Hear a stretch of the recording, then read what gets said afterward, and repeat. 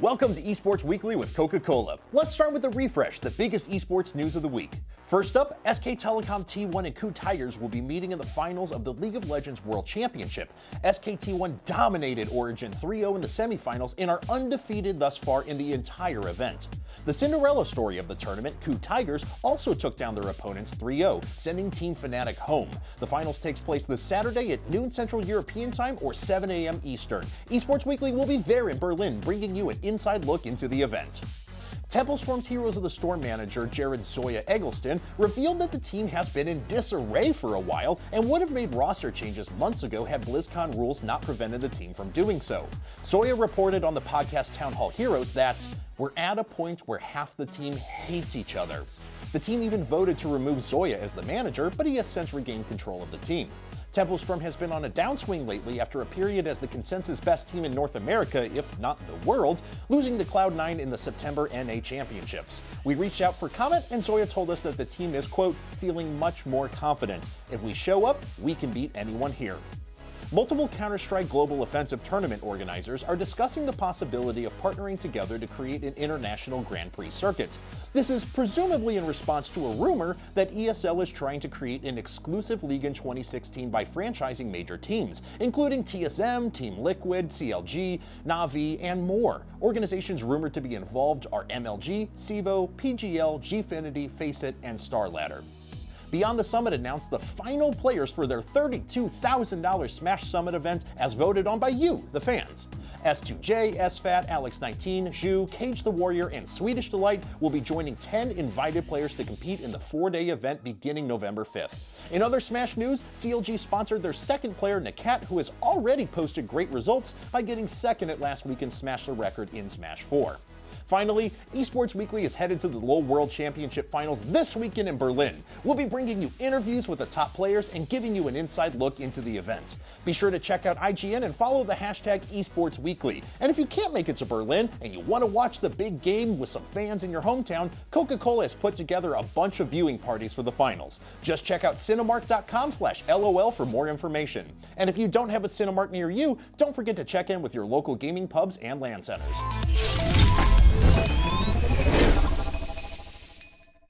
I'm joined by none other than Alex Golden Boy Mendez, our special guest host this week, and during our roundtable, we're going to be talking about StarCraft 2, but we cannot ignore the elephant in the esports room this weekend, because on Saturday, we have the finals of the most popular esports circuit in the world, League of Legends World Championships, and as we mentioned in the refresh, your two finalists are SK Telecom T1 and KOO Tigers. Now, the history, Kevin, between these two teams couldn't be more one-sided. SKT has defeated KOO Tigers in all 5 best of series that these two teams have competed in. In fact, this is a rematch of this year's LCK Spring Split, which saw SKT convincingly won 3-0. Yeah, convincingly, and that's what they've been doing at Worlds as well. They annihilated Origin 3-0 in the semifinals. They've posted a 12-0 record overall in the event, and if they can defeat KOO Tigers with a sweep again, they'll actually become the first team in league history to go undefeated at Worlds. Now, KOO, on the other hand, they've had a good tournament, but they have lost 3 games en route to the finals, so not as dominant as SK Telecom.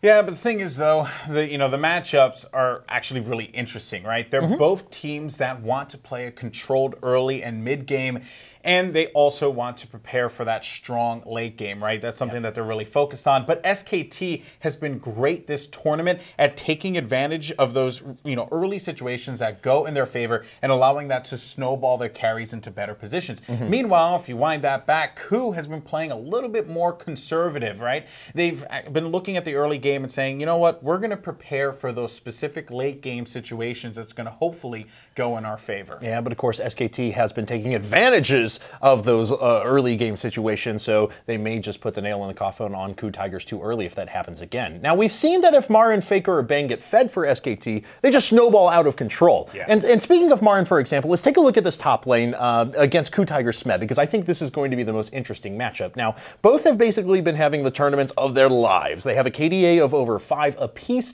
and Smeb has even shown that he's probably arguably the best Fiora player in the entire world at this point. And with as strong as Marin is on her as well, expect her to be a super high priority pick and ban. If either one of those players gains a decisive advantage, you can pretty much expect them to carry the game for their team.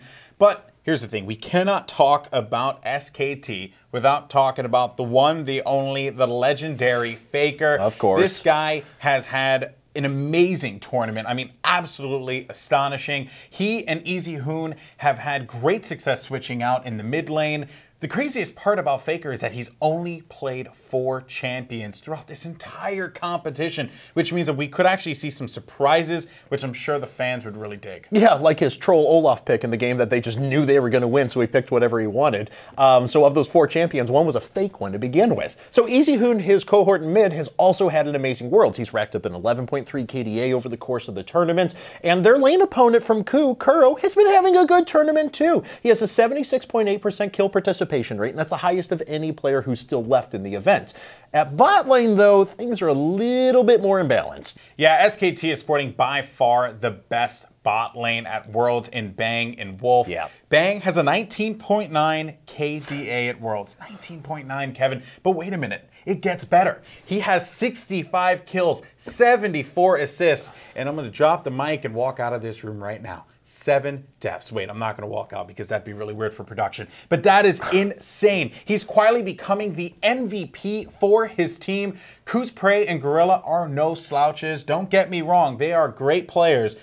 But at the end of the day, when you're a betting man, you got to look at SKT and just be like, this team's just too good. Especially in that bot lane. It's just such a clear advantage for them. I mean, when you think SKT, you immediately have to think Faker, like you said before. Agreed. But in this tournament, he's been playing well, yeah, but he really hasn't had to. The rest of his team has really stepped up. Bang and Marin have been the real standouts for SKT so far, and really everyone has been stepping up and contributing, and this whole team overall, all 5 players, just looks unstoppable. Yeah, it's pretty scary as a matter of fact. Now, the thing is, most experts that we've talked to said that this could be a very one-sided affair. The one and only Doa said it's hard to still not predict an SKT 3-0 again with the way this undefeated team is looking coming into the grand finals. And we asked a variety of players and casters about what they thought would happen as well, and basically everyone came back and said that SKT was going to win. Now, however, most people did say, though, that it looks like KOO Tigers is playing better. They've filled some of the inconsistencies that they had before. They look like a lot better team, and maybe one that can give SKT a run for their money. That's what the experts thought, but we were more curious about who you thought would be this week's League of Legends World Champions, so we asked you on Twitter, and here's what you had to say. First up, CM Ekper said,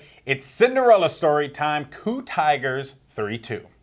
And while we all want that to happen, I think Reaver XR echoed what most people actually thought when he said, my heart says KOO, but my head says SKT. And finally, Esports John lets us know that SKT1 Smeb is killing it right now. No G necessary on the killing, but Marin plays such a solid top lane plus Faker. Come on. And I would have been totally fine if he just said, come on, brah, because that would have been way acceptable. Because Faker, brah. Faker, it's brah. Faker, brah. That's it. So thank you for all of the feedback and predictions. As always, hit us up at #esportsweekly. Let us know what you think of things. And to close out the show, we had the chance to sit down with Jeff iNcontroL Robinson. He's been a longtime player and commentator for StarCraft 2 for Evil Geniuses. And we also had Paulo KatZ, who's another longtime StarCraft 2 player and owner of Root Gaming. We were curious about what they thought of the current state of StarCraft 2. Be sure to check out the full roundtable separately if you want, but here's a look at some of the best discussion.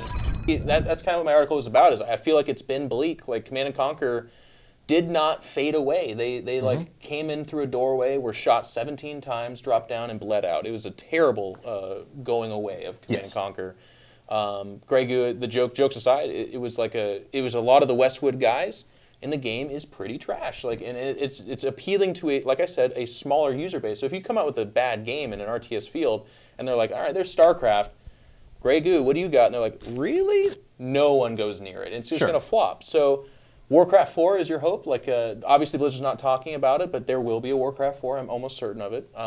It would be silly not to eventually. Yeah, I mean, they like money, like everyone else. So that'll be another RTS that they have on lockdown. There's nobody else making a Warcraft equivalent, not on that level anyway. So that'll be good. And then eventually, 25 years from now, another StarCraft. And I really do, like, that's super pessimistic. What a horrible thing to say. And like when I wrote that article, people were like, Jeff, I grew up on RTSs, you idiot. Like, they're great and they're gonna be around. I'm like, yo man, I agree with you. But like, take a step back and look at the scene as a whole.